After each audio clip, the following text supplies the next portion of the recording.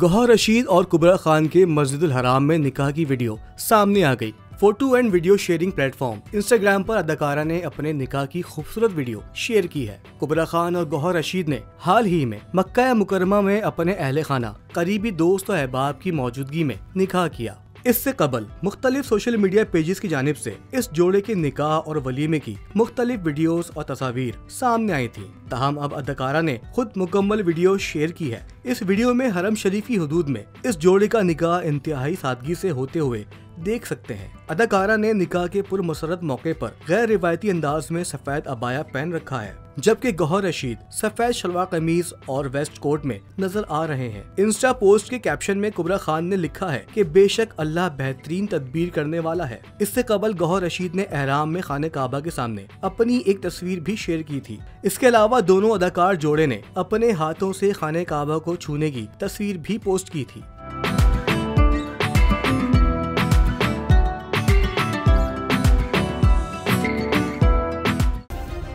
Subscribe करें और bell दबाएं ताकि कोई खबर रह न जाए।